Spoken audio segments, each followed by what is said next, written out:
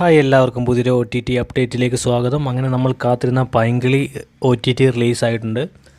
ആമസോണിലാണ് പൈങ്കിളി OTT റിലീസായിരിക്കുന്നത്. അനശ്വര രാജൻ, സജിൻ ഗോപു എന്നിവരാണ് പ്രധാന കഥാപാത്രങ്ങളായി അഭിനയിച്ചിരിക്കുന്നത്.